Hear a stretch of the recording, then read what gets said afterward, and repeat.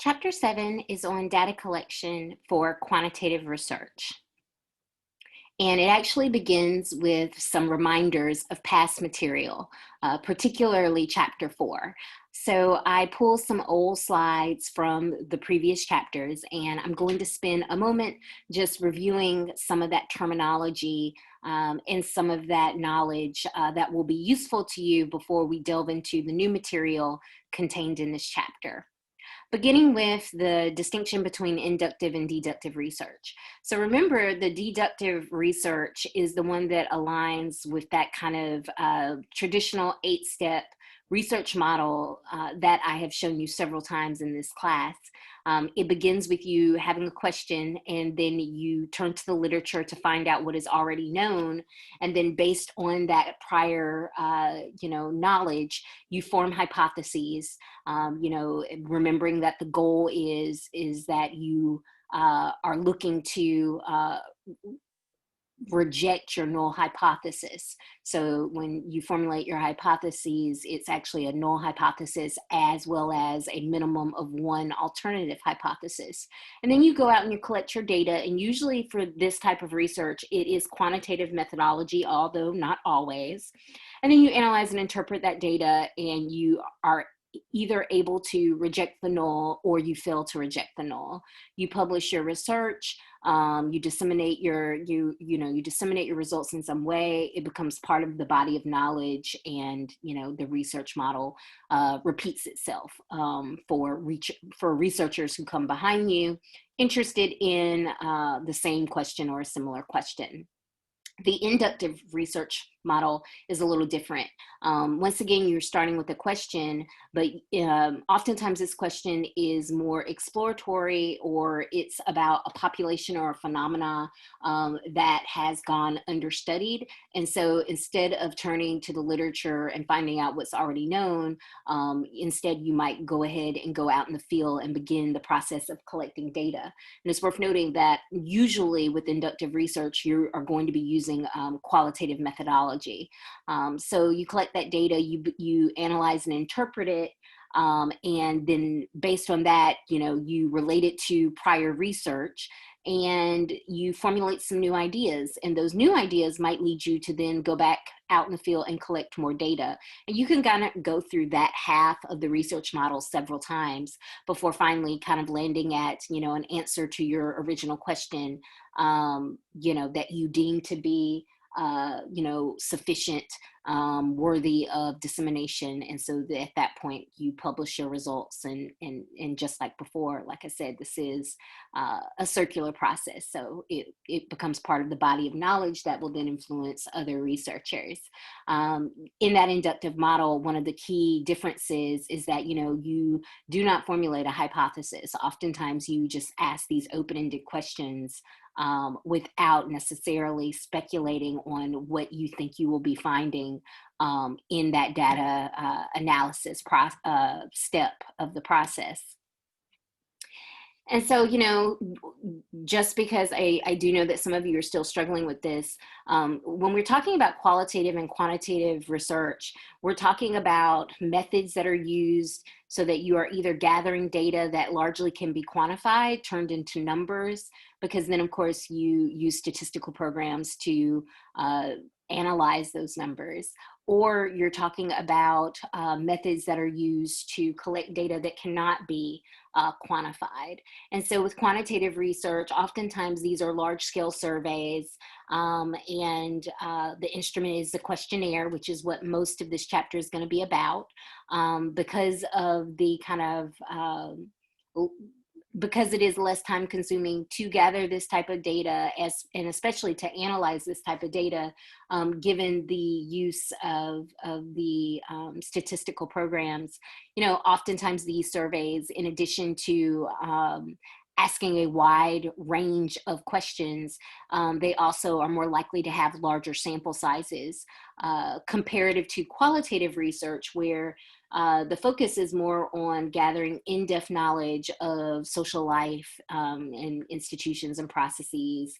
You can do this through open-ended interviews, but also through participant, non-participant observation, or focus groups, because you're gathering data that cannot be quantified, and therefore that makes the analysis of this data different and usually more time consuming. Oftentimes, this type of research involves a much smaller sample. And so, that is the trade-off of the two, these two types of research. Quantitative research, you can have a larger sample, but your data is going to be maybe less detailed. It's going to be less in depth, perhaps more superficial. And qualitative research, you're going to have a much smaller sample, which possibly raises some real questions around, generalizability and representativeness. But then, of course, you can get this more in-depth, detail-rich data. And when you're thinking about what type of research should you do, it really pays to look closely at the type of question that you want to ask. Are you asking an exploratory question? Are you asking a descriptive question? Are you asking an explanatory question? As we discussed in the chapter when we went over this, explanatory questions are almost always quantitative, involve quantitative methodology, just because in order to, explore that established relationship between variables, usually that involves statistical analyses. And so that involves data that needs to be able to be turned into numbers. While exploratory can be either, and descriptive, usually with that focus on it being, highly detailed, usually it's more likely that it is a qualitative study. And in addition to determining your purpose, a reminder that as you begin to start thinking about, how am I going to collect this data? What does that data collection look like? Considering what is going to be the frequency of the data collection. Is it going to be a data collection that occurs only once, so that it's going to be cross-sectional, where there won't be any follow-up data collection with the participants? Or is it going to be data collected at different points in time, different waves? And as discussed in that chapter, there are multiple ways in which you can set up a longitudinal study, based on your question. Different types of studies will make more or less sense for different types of questions. But you have the option of it being a panel study, a trend study, a cohort study. All of this is information that we've went over. And finally, just our last reminder before we get into some of our new material is, are you going to be trying to make an argument related to causality, right? Are you going to be trying to establish that there are causal relationships that can be applied to the population at large? Because if so, then that's nomothetic research. And in order for you to be able to generalize to the population at large, it needs to be a large sample, and thus it needs to be quantitative. Methods that are being employed. Or are you more interested in what's called idiographic research, where you try to explain the entire realm of influence on a phenomena or an event? And of course, if you're trying to explain an entire realm of influence, that is going to be a very qualitative, rich in detail type of process. So oftentimes, if you're doing idiographic research, then that is going to align with qualitative methodology. And so all of this is that reminder. There are more details about everything that I just discussed in previous videos, is just to really make the point that, all of your decisions need to be building upon one another. The logic behind how you write your question, that is going to determine how you sample, and what type of research, quantitative or qualitative, are you going to be engaging in, and as well as then what specific research method are you going to choose? Because some research methods, of course, are appropriate for qualitative, and some research methods are appropriate for quantitative.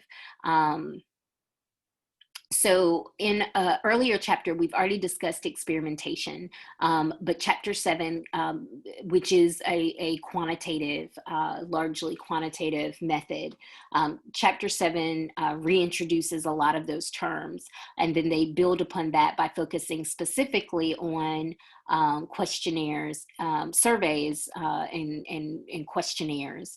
And before we get into that discussion, just a reminder that, when we're talking about experiments, non-experimental design, if you're talking about experimental design, it comes in two types. There is what is called the classical experimental design and the Solomon four group. And of course, what you need to remember is that in the classic experimental design, you have two groups, your experimental group and your control group. Selection into the group is randomized, and you give people a pretest post-test. The Solomon four group is very similar, except it adds two additional groups. Now, the quasi-experimental design, you're going to conduct some form of intervention, testing, modification, or manipulation, but in some way it is distinguishable from the classical experimental design, meaning, perhaps you don't give a pretest and a post-test, or maybe you don't have a control group, or maybe you did not randomize, your group selections. We'll talk a little bit more about the benefits of quasi-experimental design, why people choose that design as opposed to the experimental design. And then finally, there is non-experimental design. This doesn't include any manipulations. So, there is no training, there is no intervention, there's no drug taking. This is like if you are just giving out a survey asking about people's opinions or behaviors. And so we discussed in the previous chapter that, this can take the form of like non-random cross-sectional survey design. It can also take the form of longitudinal cohort studies. So there are a lot of possible design options when you're talking about non-experimental design. And it's worth noting that for experimental design, quasi-experimental design, we're almost always talking about quantitative methodology. And then for a lot of non-experimental design, quantitative methodology is used there as well. And once you kind of have an idea about, your question and the type of design that you plan on using, then of course that helps you make some decisions about how you then sample, which was from chapter 6, because how you sample is based upon, not just like convenience, but it's based on, once again, what is the purpose of your question? What are you wanting to do with your results? Or do you want to make sure that they're generalizable? Do you want to make sure that they're representative of a specific population? The size of your sample, as I already discussed, is going to be somewhat predicated on, are you engaging in a quantitative or a qualitative method. So all of these decisions are interrelated. And so we build on that past knowledge in chapter 7. And your chapter 7 begins by focusing on the quasi-experimental research. And they note that classical experimental design is frequently not possible for various reasons. Perhaps related to cost. Sometimes it's related to the population, that you're working with, and sometimes it's related to, your limitations at being able to randomly put people in groups. So for so many reasons, quasi-experimental designs become ideal in those situations because they allow researchers to test for some intervention experimentation in a group where the requirements for classical experimental design just cannot be met. Regardless of whether you use the classical experimental design or the quasi-experimental design, or even some of the non-experimental designs, how the data is collected is usually the same in the social sciences when you're talking about quantitative methodology. And in that sense, we're talking about questionnaires. So questionnaires are utilized by people that are doing experiments, because that's oftentimes the form that pretest, post-test take. And they're used by people that aren't doing experiments. They're maybe doing a quasi-experimental design, or perhaps even a non-experimental survey design.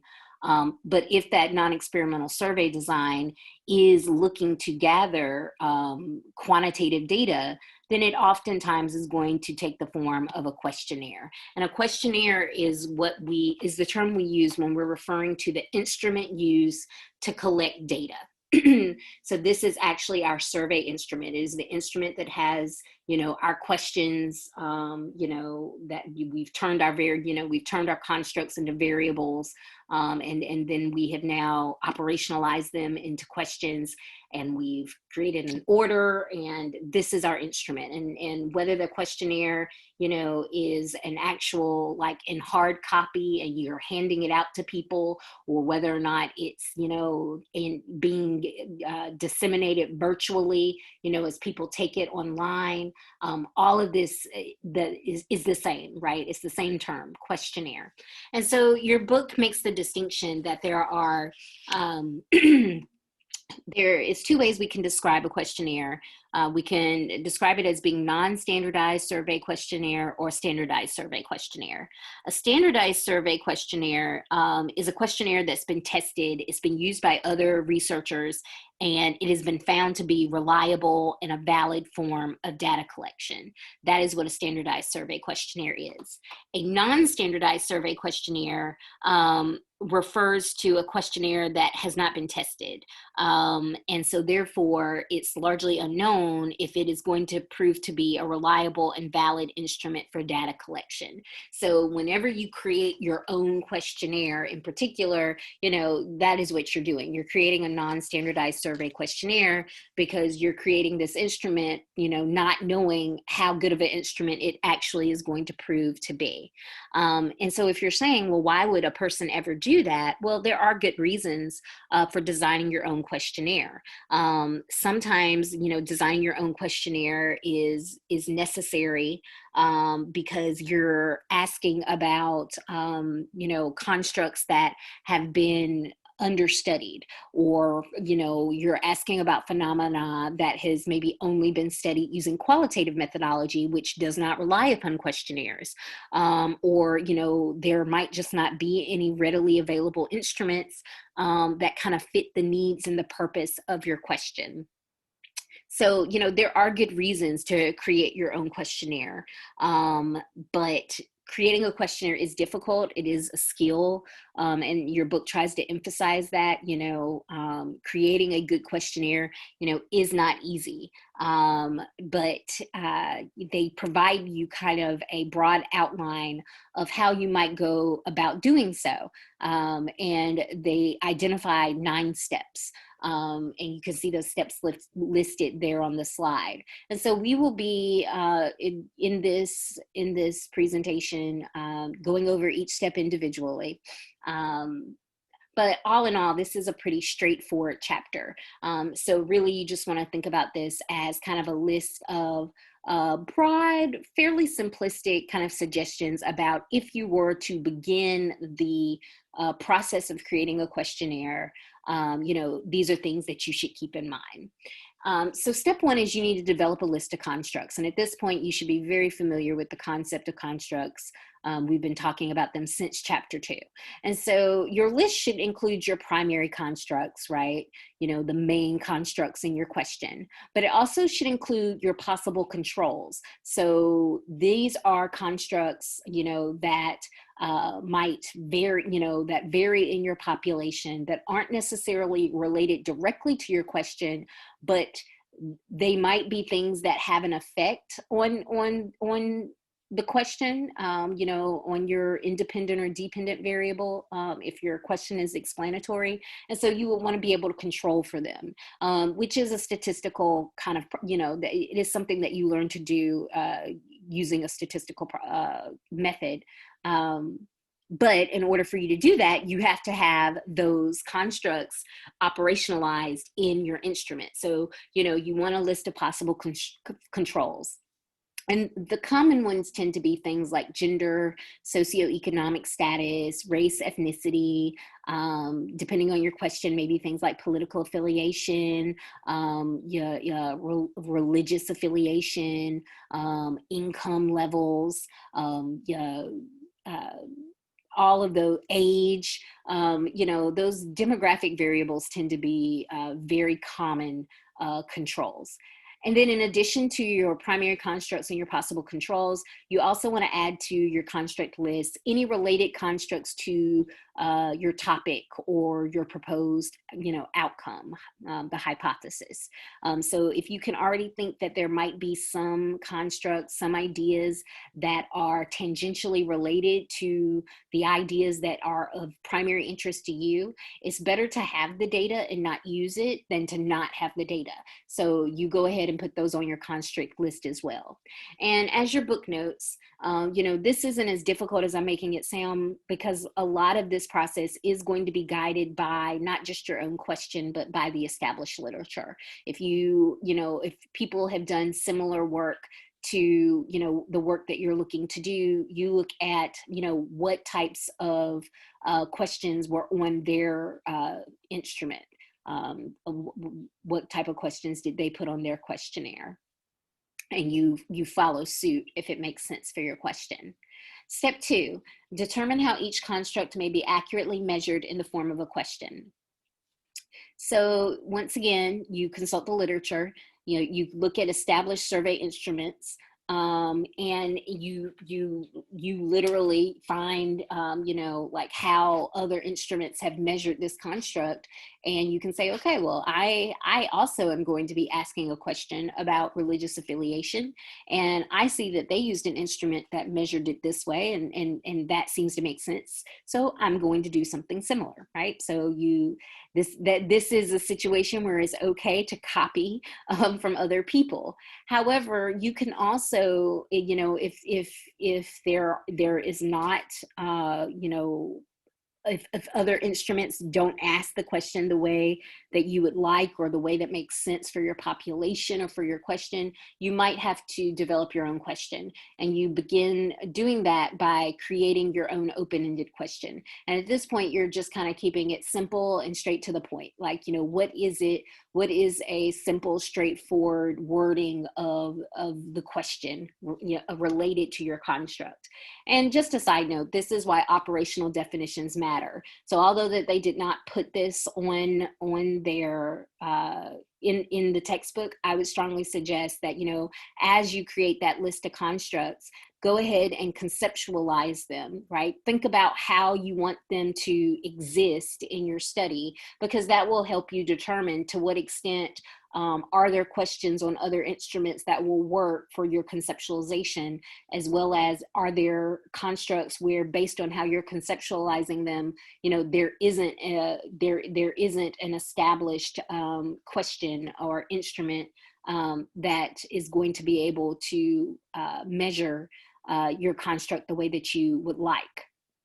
And your book notes that, whether or not you use an established question, or whether or not you decide to create your own, might be based on how significant that construct is in your study versus other people's studies, how long your questionnaire is, how long you expect participants to spend on the questionnaire. So all of those types of just kind of logistical decisions will kind of weigh on how what question you choose to go with, whether it's an established one or whether it's one that you create yourself.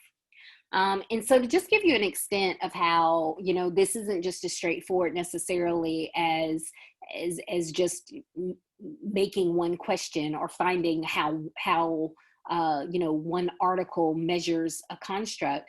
Let's say my question is, does the quality of parent-child relationships in childhood have a significant impact on adult happiness? So, I probably, my constructs here are going to be parent-child relationships, childhood, adult happiness, and probably quality as well. So for instance, with happiness, if I was like, okay, how have other people measured that construct of happiness? Just to give you a sense of all the different ways that are out there, I linked to the article that I pulled this from, but these are three of the more popular kind of happiness measures. There's the happiness measure, and it measures happiness with just 2 items to assess the intensity and frequency of happiness. There is the satisfaction with life scale, and it's 5 items, and it's a 7-point Likert scale, where basically it's assessing a person's global judgment of life satisfaction. And then there's the subjective happiness scale, and it's a 4-item measure. And once again, it's using Likert scales, but it's using different Likert scales for each item. So, and that's just 3. If you go to the link, you'll see that there are many more. And who knows, maybe for my question, after I look at, all of these established measurements, I still might decide, you know what, I think I'd be better served, making my own measure for this construct. And so if you do decide I need to make my own measure, so you're now going to be operationalizing your construct. You're going to be turning it into a variable, thinking about, what is that going to look like on your instrument?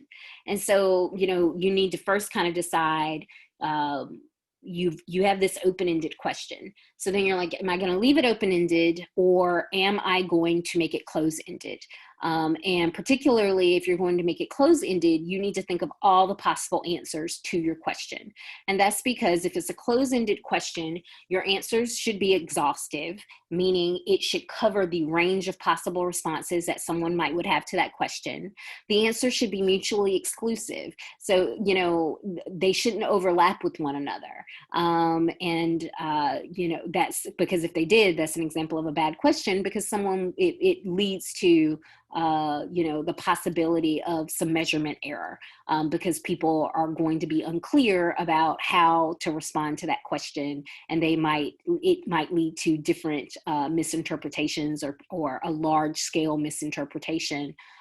So the goal when creating those answer responses is, you want to kind of anticipate how will people answer this question and provide them all the possible responses, clearly defined responses that they would need. Once again, how do you do this? You explore the literature, see what's been done, but then also your book emphasizes using critical thinking, right? Thinking about, what makes sense, what's logical. And what I would like to add here is you also want to be knowledgeable of contemporary social context and verbiage. And this is important sometimes when you are looking at the literature and thinking, oh, okay, I liked how, they measured this concept, but this is an article from 1980, and I don't know if, the words they're using, if they resonate or if they mean the same way, or have they fallen out of favor and perhaps become politically and socially unacceptable. And same when you are, of course, creating your own question, think about the type of language that people are currently use and employ, the type of language that people don't use, particularly if it's, charged, politically charged, socially unacceptable. Those are things that you have to think about as you are formulating both your question and your responses. And just a reminder about what, a closed-ended question or open-ended question looks like. Closed-ended questions give responses, open-ended questions do not. If you are doing a questionnaire and collecting quantitative data, the vast majority of your questions really need to be closed, because that is what turns them into quantifiable data. And I think some students got confused with this because they would be like, oh, why don't you eat ice cream at Fictional's ice cream parlor? Oh, that's qualitative research. No, no, no, no, no. That is a qualitative variable, right? It's asking a qualitative question. It's not a question that, where the answer is going to be numbers, but it's quantitative research. But because by giving people those choices, we'll talk about this in upcoming chapters, but by giving people those forced choices, we turn those forced choices into numbers. So this is what we mean when we say that the data is quantifiable, not that every question is a quantitative variable, right? Because that would be like a really, I don't know, that would be a really weird instrument. You would just like, hey, what's your age? How much money do you make? How many siblings do you have? Like it would just be an instrument of all quantitative variables, all questions where the answers are numbers. And that's not what quantitative research is. Quantitative research can involve qualitative variables and quantitative variables. The key thing is for the most part, all the variables are closed-ended, and that's what makes it quantifiable. So then we get to step 4. So this is where you turn and you look at the question that you created and you make sure that it doesn't do any of these things, that it isn't biased, it isn't misleading, it's socially desirable, which I just, that it doesn't have built-in social desirability bias, that you've avoided double barrel questions as well as over technical terms.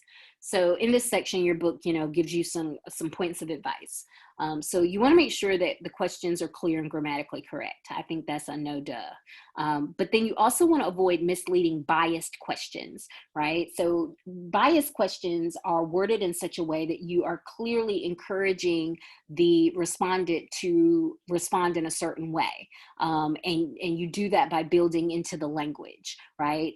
You might say, your question might be,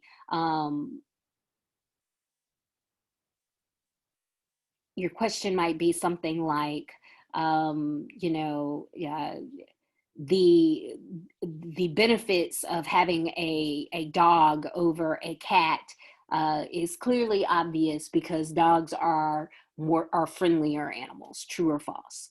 You've kind of biased the participant against. There would still be some strong cat people, I'm sure, that would still mark false. But because of your choice of language, you're kind of biasing them to respond a certain way. Versus just a more straightforward question that says, I believe that the benefits of dog ownership exceed the benefits of cat ownership. True or false?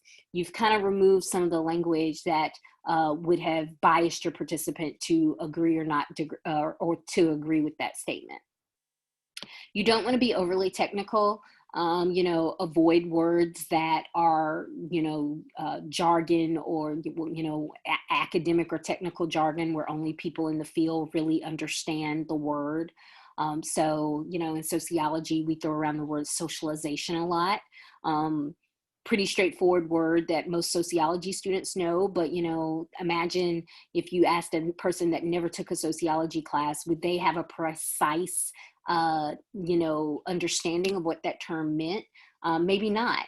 And so then you would think, okay, well, how would I word that in such a way so that I'm not relying on this kind of academic, this overly technical, overly academic term, and you would find a better substitute.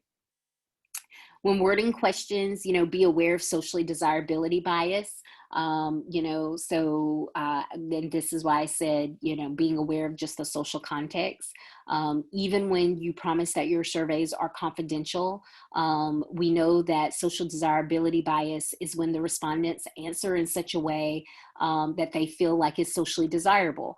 So this might lead them to not be honest about what they think or feel if they know that it's socially undesirable to have those feelings or those thoughts. So, once again, just trying to word your questions in such a way that it's not evident that a person could answer them in such a way without feeling like they are at risk of, being canceled, if you will.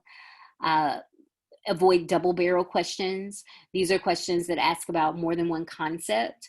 And I give you an example there with a question, do you have your own table or your own room to do your homework? Okay, you're asking about them having their own table and them having their own room in the same question. And, double barrel questions just kind of can create confusion in the respondents, and it can result in unnecessary measurement errors. For all of this, just consider your study population. If your study, going back to like my example about technical wording, if your study is going to, your questionnaire is going to sociology seniors, then everything that I just said about not using the word socialization kind of becomes moot, right? You can use technical language if your respondents are part of that are part of that field. Similarly, you don't want to use unnecessarily difficult advanced words if the questionnaire is going to be answered by young children, or by people that are perhaps where English is a second language. So you just want to be just aware, as you're making your questions, like, who is my sample going to be, and make the questions make sense for that sample. And then finally, just avoid vague expressions and wording. In addition to vague expressions and wording, I would also say, avoid slang, and avoid kind of what you might feel like is a common turn of phrase, because what happens if someone doesn't know it. And once again, this is where knowing your sample is really key. Because especially, if you're going to be asking a wide range of ages, using language that is maybe popular in social media and online context, maybe that language will go right over the heads of like your sample that's 70 and older. So all of this is just to say, you need to be very mindful when you're constructing your questions. Sometimes questions are very straightforward and easy to construct, but sometimes they can be very difficult. And obviously, you want to avoid bad wording on questions, because it will just lead to unnecessary measurement errors, which you're definitely trying to avoid, since you are making a non-standardized survey questionnaire and thus don't know what the level of reliability and validity is going to be, of your finished instrument. Then we have steps 5 and 6. Step 5 is organize in a manner that holds attention. So just know that one thing with questionnaires, especially longer questionnaires, is as people get tired of participating, they get bored, their minds wander, they start skipping questions, they start repetitively answering, they start reading quickly and misinterpreting. So you want to set up your instrument in such a way that you try to hold their interest for as long as possible. And so you want to consider your question order. And so, one thing your book suggests is that you don't lose interest with demographic questions. So save the questions about their race, their gender, their socioeconomic status. The suggestion is normally to save those for the end of the instrument. And another good reason why I would suggest saving them to the end of the instrument is because of the impacts of priming. And priming is a psychological concept that suggests that when we remind people of certain demographic characteristics, this influences how they respond to certain questions. And this has been shown in regards, there's been some studies on this in regards to both race and gender. That reminding someone that they are a racial minority might influence them to respond to questions in certain ways. Reminding someone that they're a man or a woman might influence them to respond to, gendered questions or questions that seem that they might interpret as being gendered in a certain way. Follow logical continuity. If you're going to ask several questions about a construct, group those questions together. Don't have question 5 be about religion and then question 17 be about religion, and then question 28 be about religion, with a bunch of unrelated questions about religion in the middle. Group all those questions together. And then finally, avoid overly relying for extended periods on scale measurements, because participants can begin to respond with repetitive answers. Just mark in 11111, 55555. You'll be amazed how often that happens. It happens even, when the university does evals.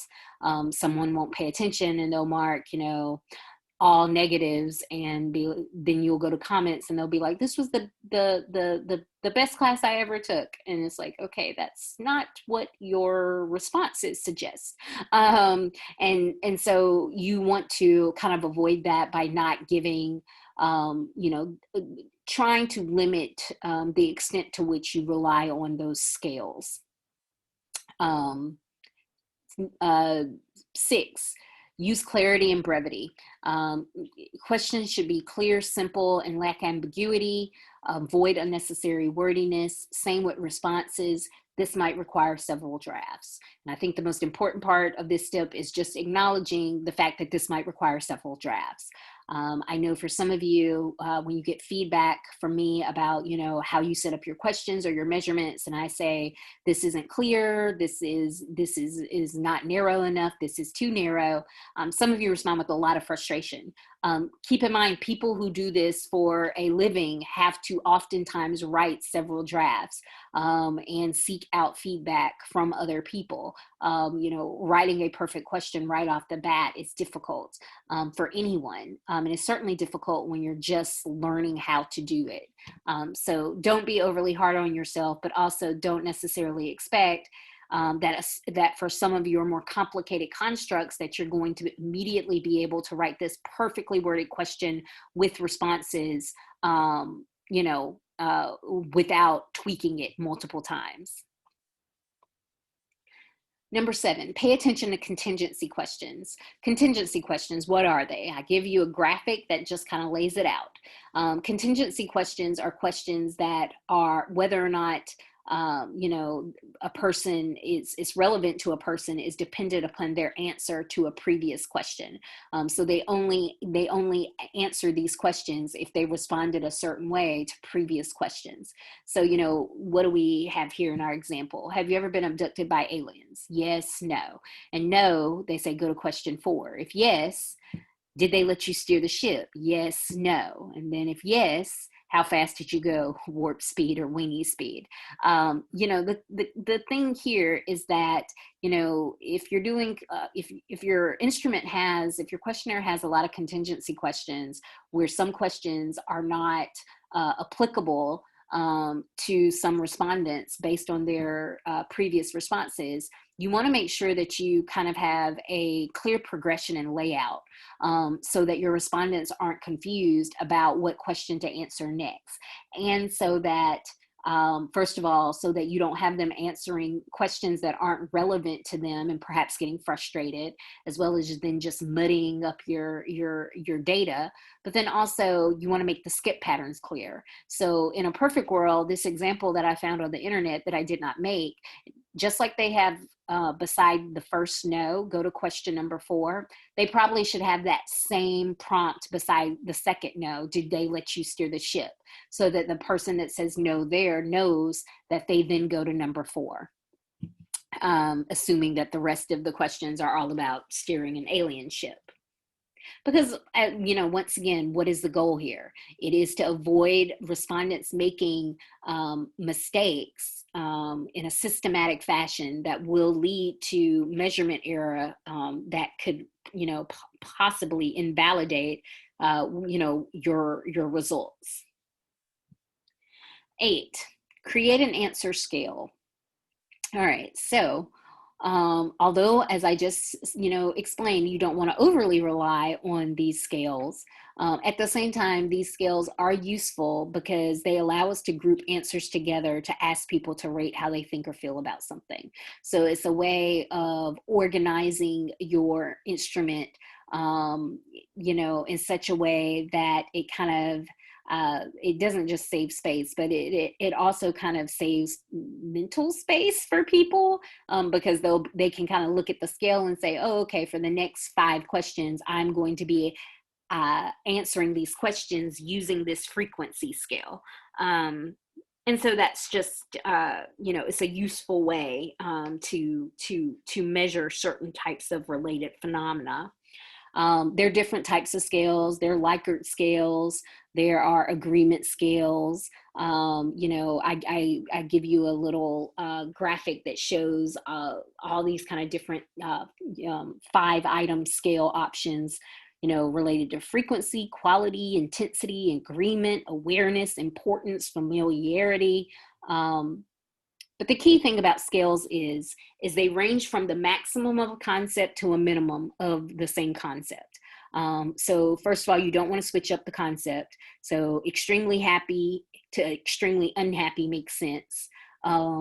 But extremely happy to extremely lonely doesn't make sense, because happiness and loneliness, they are not the same concept. They are not they are not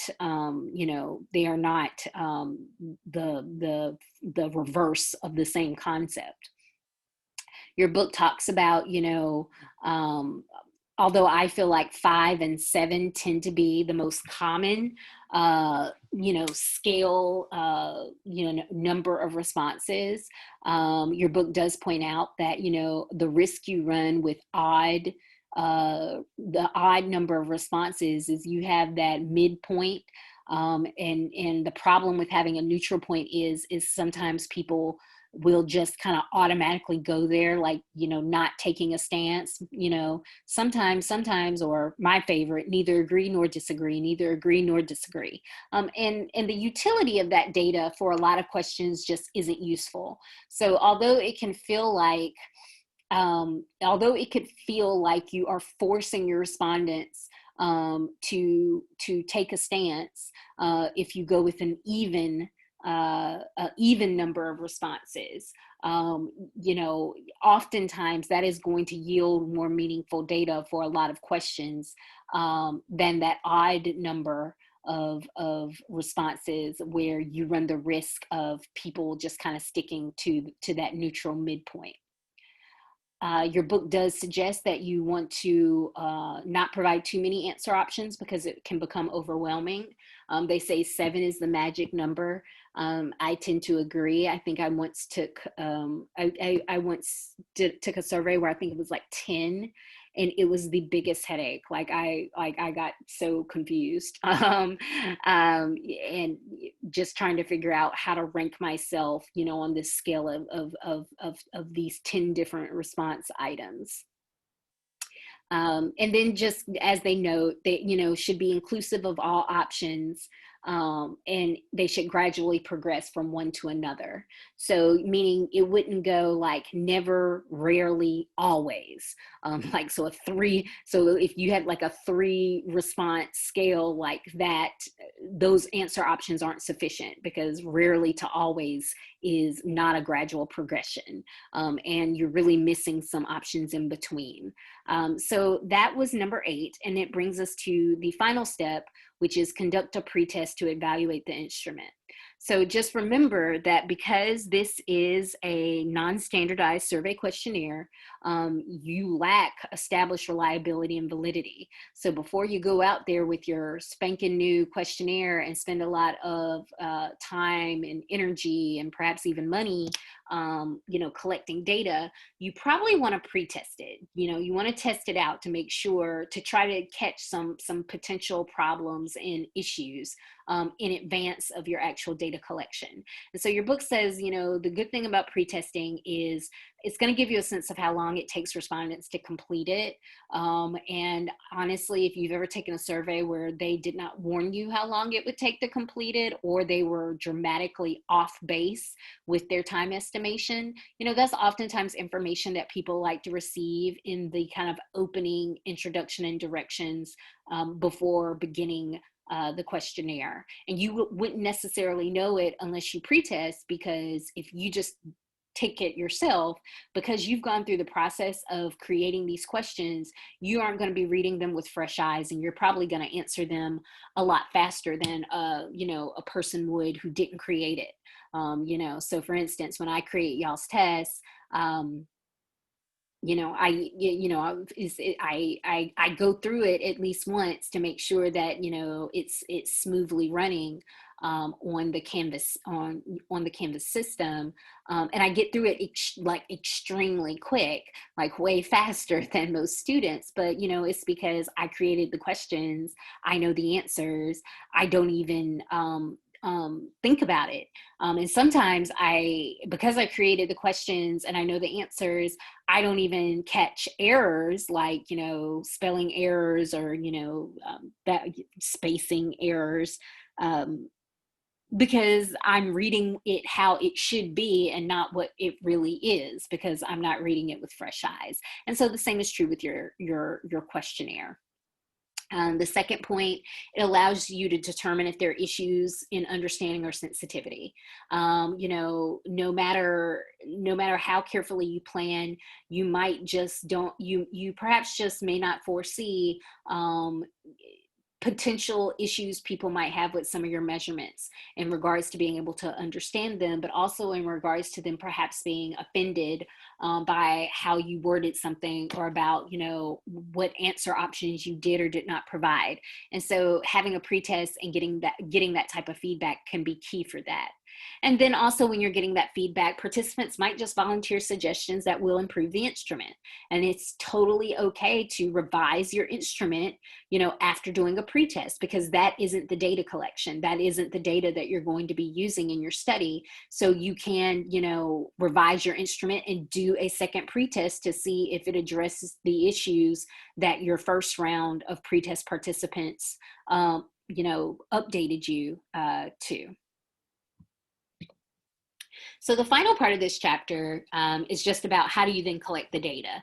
You have your instrument, you've gone through the round of pretest, you're ready to get out there and collect some data. What does that look like?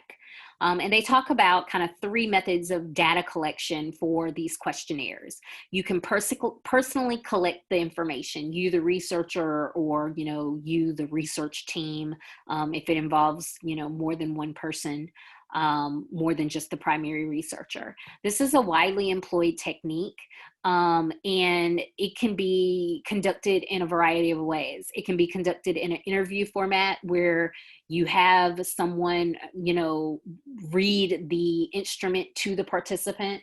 So the participant is not reading the instrument for themselves. Or it can be self-administered, where the participant is reading the instrument for themselves. If it is, them reading the instrument for themselves, there are advantages to both ways. The advantage of having someone there personally collecting the information, particularly if they're doing the interview format, is they can note body language and they can record impressions. Not to mention, participants are more likely to fully complete the questionnaire, so there's less missing data. Longer questionnaires in particular are easier to complete when they're done face-to-face and involve an interviewer, and not just the participant. The disadvantages is obviously going to be cost and time, because if it's just you, the primary researcher doing it, it's going to take a very long time. And if it's a research team, well, presumably you are paying them for their work. And even with a research team, it's still going to require more time than, for instance, virtual collection, which we will talk about here in a second. Computer-assisted telephone interviews, your book discusses 2 types. And, I used to have this as a part-time job, one of my many part-time jobs when I was in graduate school. So I'm very familiar with the first type, which is, you have a list of phone numbers, home phone numbers, and now what's more common is cell phone numbers. And the computer automatically calls these random numbers. They randomly select and call these numbers. And if they get someone, then, they invite the person to participate. This might be a pre-recorded message and you opt in. And at that point, if they opt in, the call is forwarded to a human, an interviewer, who then continues with the conversation. They go through the questionnaire instrument and record the person's answers, usually recording them in a computer program as well as they talk to the person on the phone. The second type is conducted entirely by computer, which I admit, this technology comes after my time, but it's not surprising, because in a world with advanced technology and artificial intelligence, it makes sense that you could, of course, have the technological ability to just have a recording, kind of collecting this data for the researcher. Your book doesn't go over the advantages and disadvantages, just because of the technology involved with computer-assisted telephone interviews. Certainly cost is going to be, once again, a disadvantage here. Advantage is it does free up a little bit more time compared to the personally collecting the information, although it still does require some time investment if you're doing the first type. I would imagine, especially with the second type, a disadvantage is going to be how easy is it to hang up on, a automated voice, especially if it's a lengthy questionnaire. I wonder kind of what the completion rate is for people that go with that method. And then the final method is virtual collection. Online surveys have increased in popularity. And that's because one advantage is you just have a vast number of potential participants who are easily recruited in online spaces. And these types of this method of data collection has a higher response rate than face-to-face or telephone. So it's also highly efficient.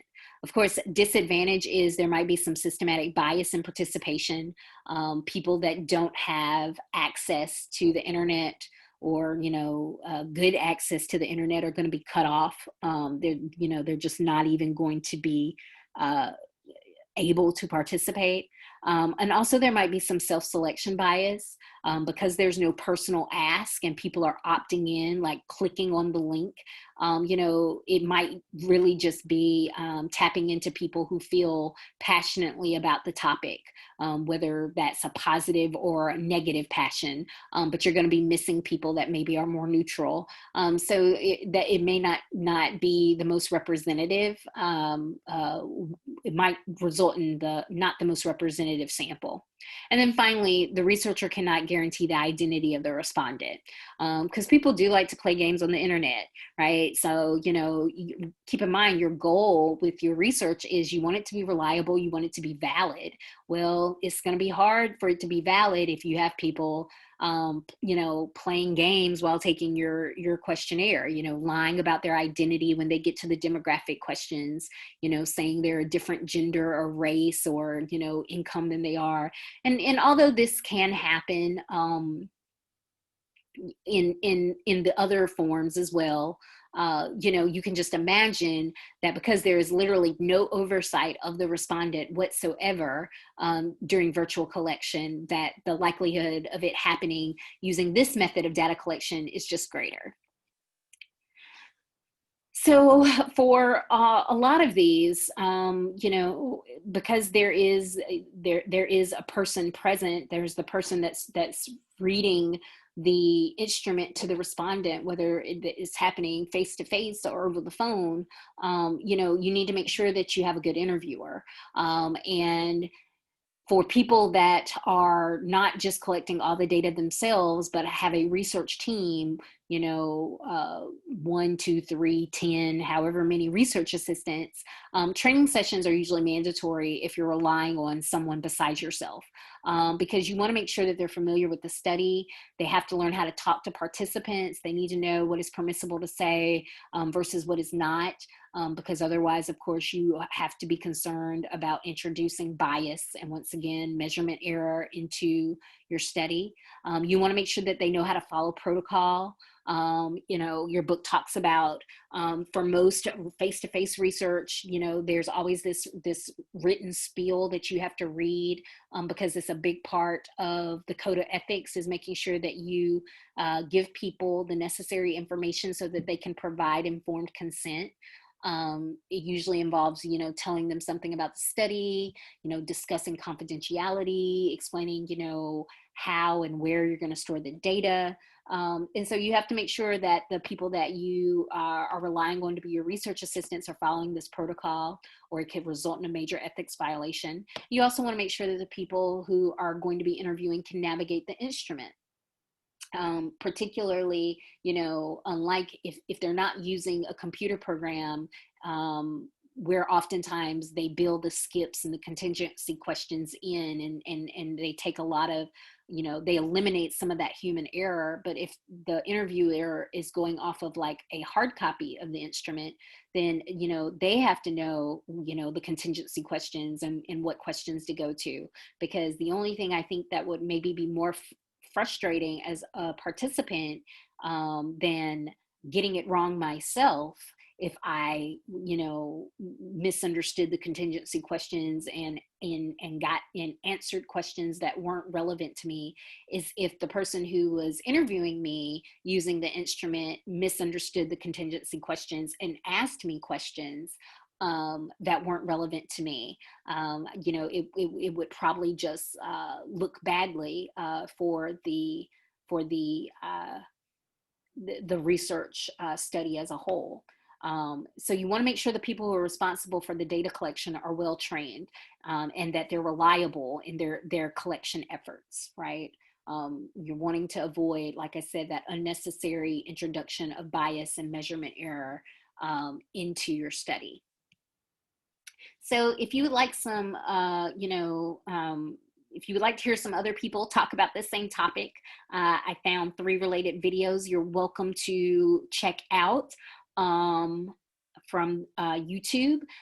This is certainly not required, just optional. Sometimes I know it's helpful to hear a different person say the same thing, but just in a different way. But it is not mandatory, just providing you additional resources. And that is it for Chapter 7.